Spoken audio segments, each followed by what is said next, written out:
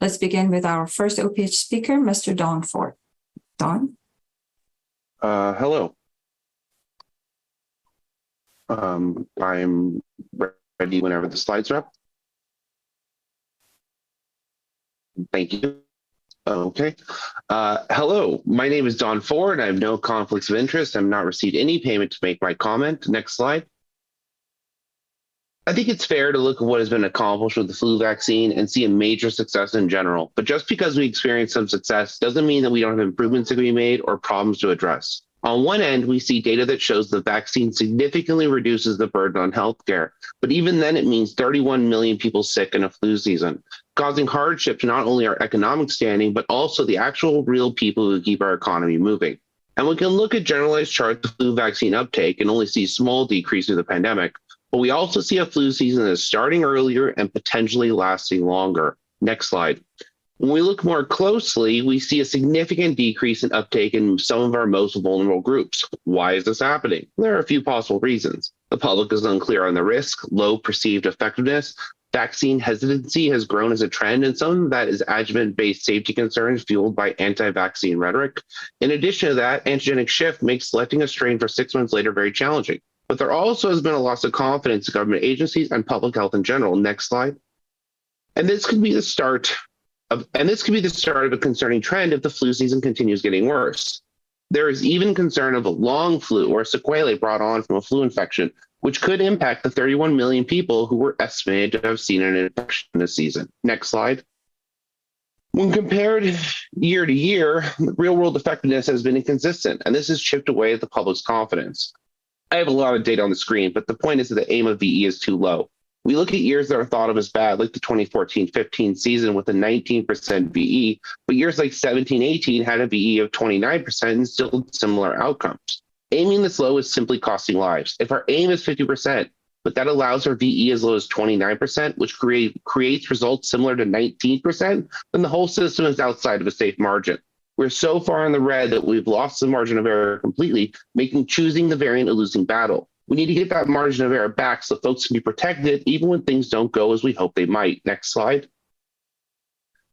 Influenza might be downplayed by society, but it is an unpredictable enemy because of antigenic shift. And the timing required for all the different vaccines means you have to predict it more than a half a year before they're going to be administered. And overall, we've pushed the limits of traditional technologies. Next slide.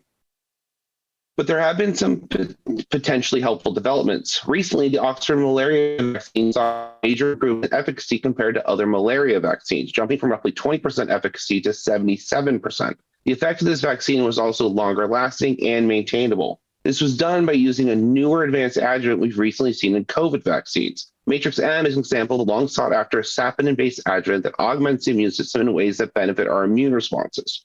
Remember, this was not the conserved epitope platform of their COVID vaccine. This was just using the Oxford antigen as an entirely separate group designed it, meaning this adjuvant can be expanded to other platforms. The testing for the malaria vaccine has been running already a few years and has been administered in an entirely pediatric population, demonstrating that Matrix M is safe to use on children, which will also hopefully expedite the expansion of Novavax's COVID vaccine to the pediatric market. Next slide. It's very likely that this shift in real-world effectiveness could extend to the flu shot, and considering the challenges with antigenic shift, there might be an additional solution. Multiple exposures to Matrix M have demonstrated a shrinking of antigenic range that is, again, separate from their conserved epitope platform for antigen. This means that multiple exposures could give a larger margin for error while at the same time overcoming immune imprinting that could make some more vulnerable if they get vaccinated every year. I point out a concept called infection block theory, because as we reach the limitations of our current technology, we run into theories that are backed by relatively good data showing that vaccinating every year is potentially making some folks more vulnerable. But not vaccinating vulnerable folks is not an option either. Luckily, we've learned a lot about our immune system regarding imprinting because of the pandemic, and much of that can be extrapolated to influenza because of the similarities of how our immune system reacts to viruses that use spike protein. This offers the opportunity to fix the effectiveness issue, address antigenic shift, and give regulators back that margin of error that is actual real people being protected. This could rebuild the public confidence that is needed to increase uptake. Next slide. We have reached the limit of our traditional vaccine capability, while at the same time, the inconsistent and often low effectiveness is possibly damaging the public's confidence in vaccines in general, as well as trust in public health as a whole. And that is triggering a reduction in uptake, making the most vulnerable people even more vulnerable. At the same time, regulators are asked to play psychic and predict an impossible future with very real-world consequences. Please consider supporting any process to explore technological advances and adjuvants that might improve not only our influenza vaccines, but others that haven't seen improvements in many years. With the extra challenges coming because of the effects of the pandemic, whether social or immunological, the earlier they're addressed here by these committees, and the faster we can get to solutions that will actually protect folks. Thank you for your time.